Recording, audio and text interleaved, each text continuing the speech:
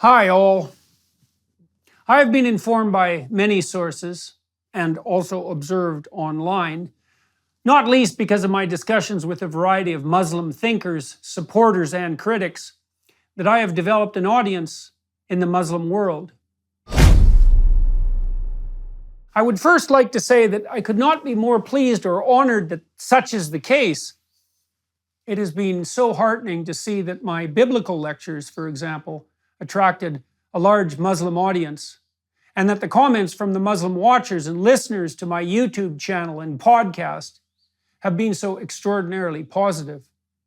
And all this is lovely to see in the aftermath of the extraordinary Abraham Accords, which have laid out the possibility for peace between all the people of the book in an unprecedented manner. And I have something to say as an extension of all of this. Please forgive my presumption, if you would. It is time for those of you in the Muslim world to stop fighting among yourselves, you Shiites and Sunnis, and also time to stop regarding the Christians, and even more specifically, the Jews, as your enemies. Why? Not least because you have the enemy located in the wrong place.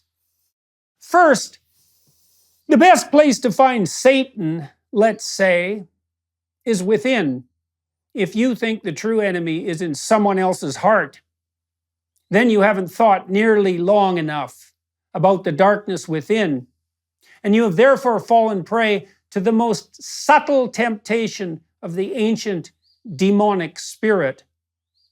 So your best bet on the spiritual warfare front is to make of yourself and your Muslim practice something so admirable that the light shining from your well-constituted psyches and productive, generous, and wise actions is so intense that people convert to your faith from sheer admiration.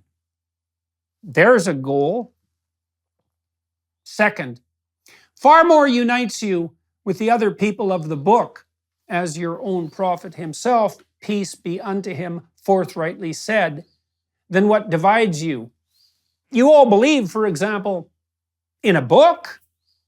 You all believe, for example, in God, and believe that you have an ultimate duty to that God.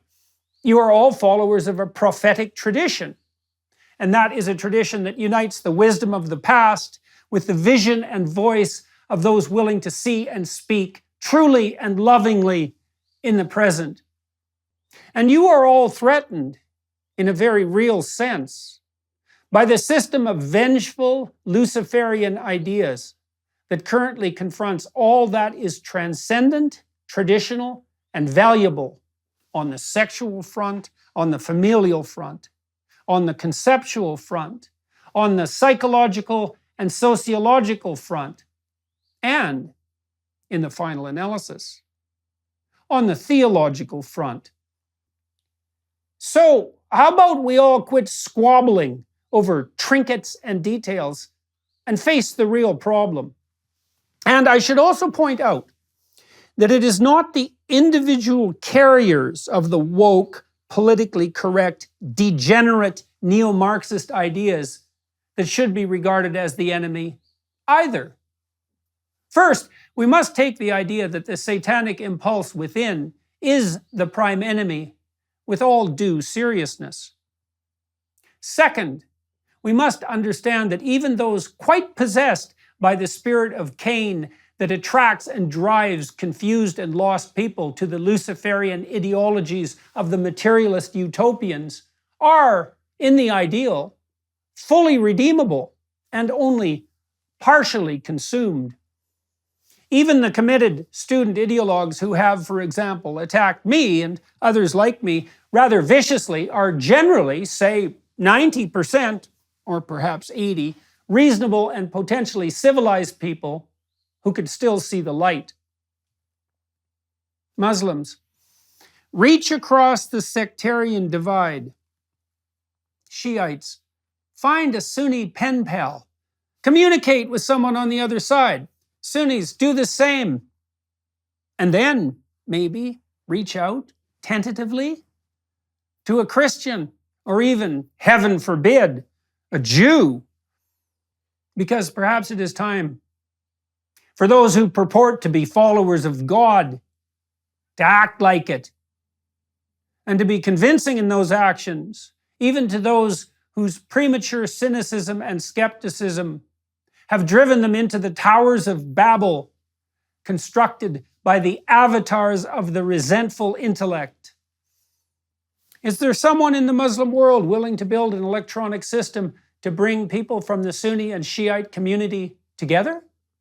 A place where people of goodwill could reach electronically across the divide, person to person, and to formulate the kinds of personal, trusting friendships upon which a lasting peace truly might be founded?